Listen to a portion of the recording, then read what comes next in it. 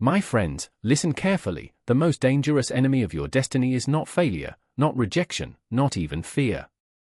It is laziness. Laziness is quiet.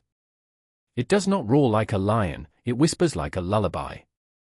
It comforts you with the idea that you'll do it tomorrow, until tomorrow becomes next week, next month, and finally, never. Laziness is not rest, it is the silent decay of destiny.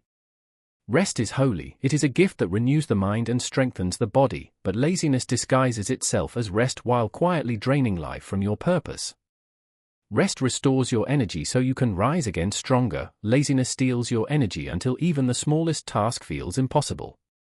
Many people confuse the two, thinking that lying idle is a way of recharging, when in truth, they are slowly allowing their potential to rot away. Rest is a pause before greater motion. Laziness is the decision to stop moving altogether. Laziness begins subtly. It whispers, "You deserve a break," even when you have not yet done the work. It convinces you that delay is harmless, that one more hour of comfort won't hurt. But each hour wasted is like a seed planted in the soil of failure. Over time, these moments grow into a habit, and habits form character. When laziness becomes a part of your character, it begins to rewrite your destiny. You may still dream, but you will no longer move toward that dream. You may still talk about your goals, but your feet will no longer follow your words. Every human being carries a divine seed of greatness within them.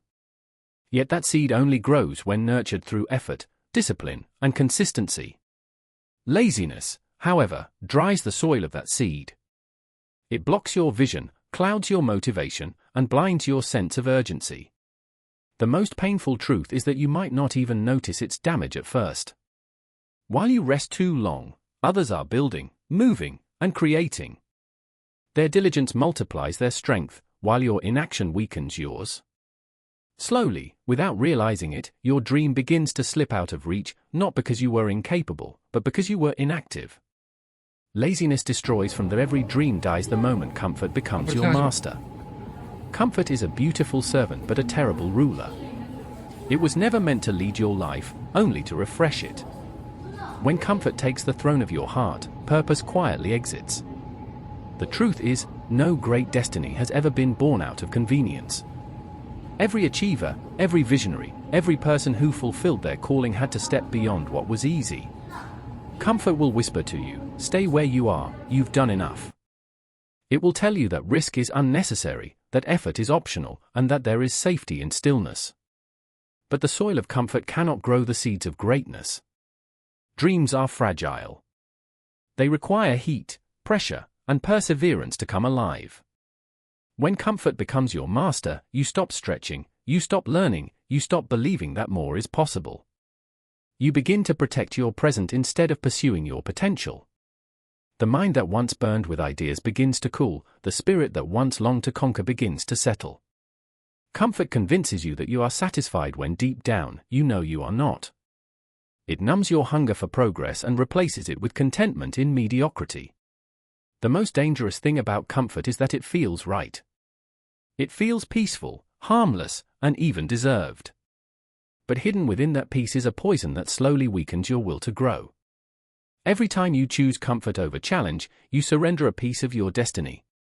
Every time you stay silent when courage is required, every time you postpone effort for ease, comfort tightens its grip a little more. Eventually, you stop fighting for what matters and start settling for what's convenient. True growth always demands discomfort. The muscles of purpose are built in the tension of struggle. Success is never born in softness. It requires sleepless nights, rejected plans, and countless moments of persistence when nothing seems to work. Those who escape the prison of comfort are those who understand that pain is not punishment, it is preparation. Every test of endurance stretches your capacity. Every challenge faced with faith sharpens your strength. Comfort will never produce that version of you.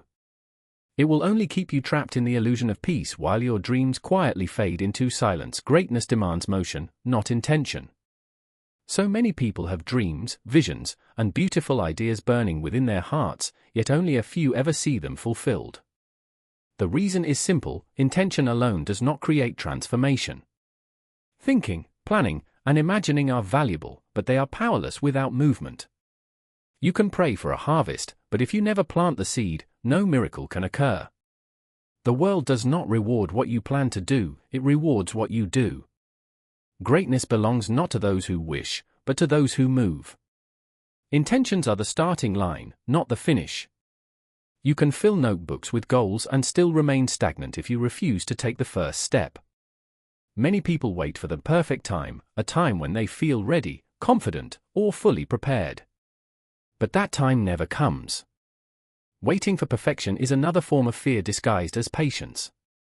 Movement, even if it is small and uncertain, activates destiny. When you begin to act, even imperfectly, opportunities start to open. Action creates clarity, motion gives birth to understanding. You learn faster by doing than by dreaming. The difference between ordinary and extraordinary people is not in the size of their dreams but in their willingness to act when it's inconvenient. Greatness requires momentum, and momentum is born from motion. A river only stays pure because it flows. Once it stops, it begins to rot. The same is true for your purpose. The moment you stop moving toward your vision, your motivation begins to decay. When you delay obedience to your calling, your inner fire starts to fade. Every great achievement in history was built by people who dared to move while others hesitated. They acted when it was uncomfortable, uncertain, and risky, and through movement, they discovered strength they never knew they had. God does not bless idle wishes, He blesses working faith. Faith without action is dead because action is the proof of belief. When you take a step forward, even when the mind makes excuses, but the spirit cries for action. Inside every person, there is a constant battle between reason and revelation, between comfort and conviction. The mind is skilled at building walls of justification.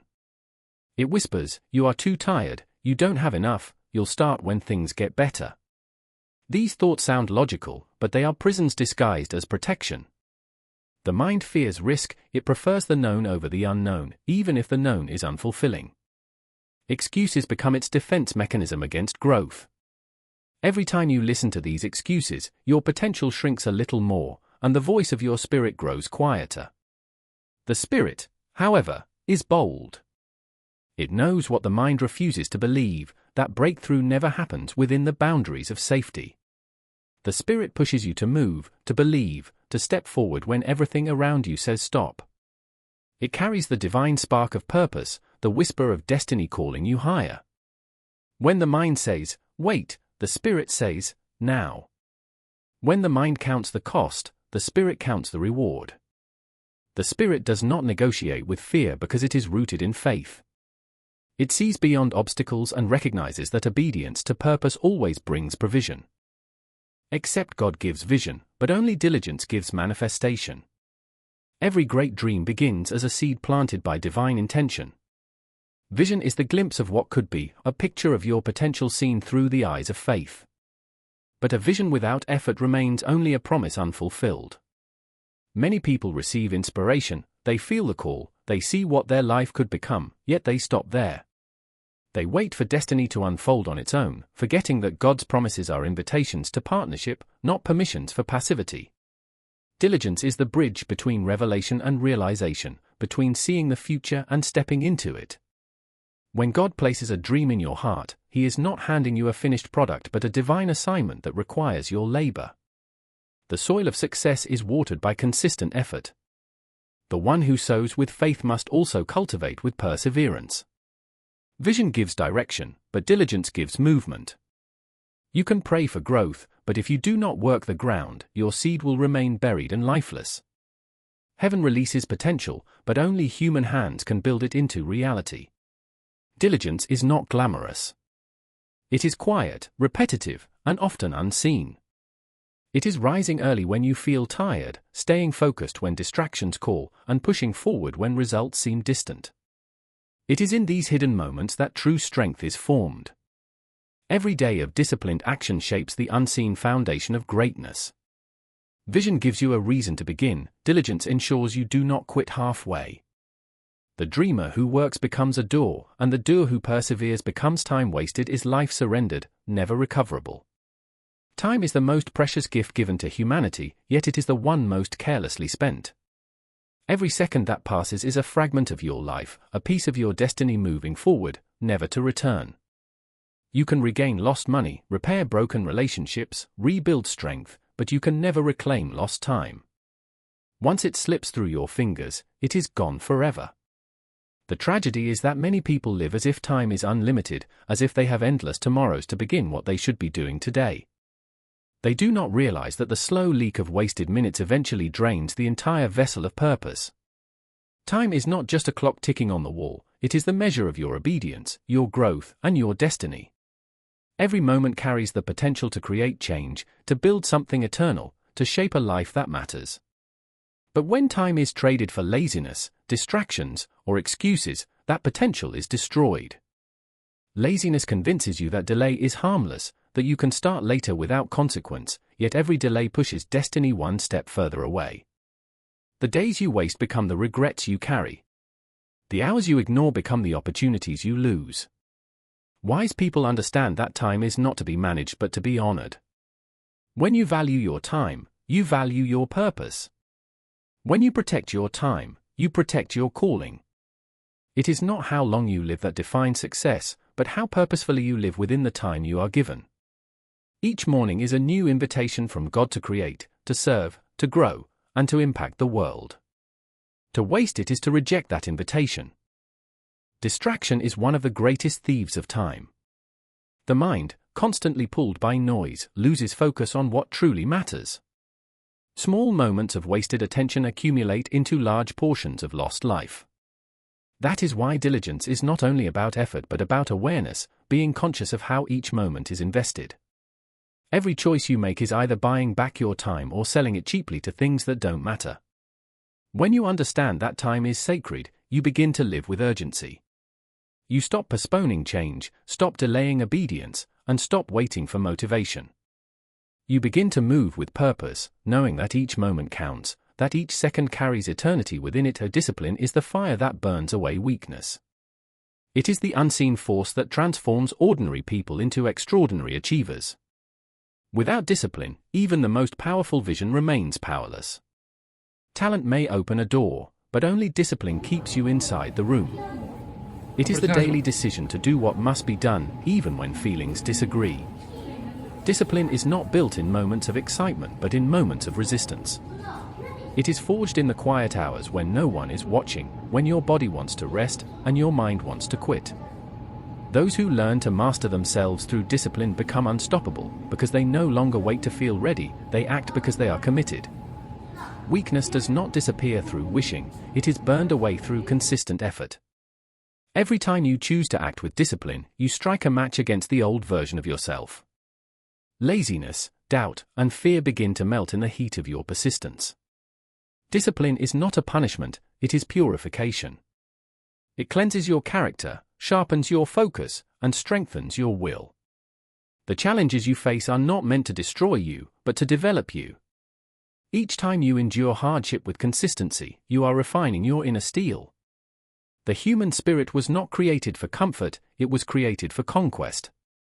But without discipline, the spirit becomes dull and weak. Every person who has achieved greatness, in faith, leadership, art, or purpose, has walked through the same fire of discipline. They learned to rise early, to focus deeply, to persist when tired, and to continue when no applause was given. They learned that success is not born in a moment of brilliance but in years of quiet consistency. Discipline is the training ground where greatness is shaped long before the world ever sees it. Weakness thrives in comfort. It hides in procrastination, excuses, and inconsistency. But the fire of discipline exposes and consumes it. Each act of self-control builds strength. Each decision to continue builds momentum. Slowly, what once felt impossible becomes natural, and what once seemed heavy becomes light. Discipline does not remove struggle, it teaches you how to endure it with purpose. The fire may burn, but it also purifies, preparing you to carry greater responsibility and higher calling. When you live with discipline, you stop living by emotion and start living by conviction, and that is where true power begins. Victory begins the moment you stand up and move forward, even when you don't feel like it. The greatest battles in life are not fought on stages or in public arenas, but in the quiet moments when you decide whether to stay down or rise again.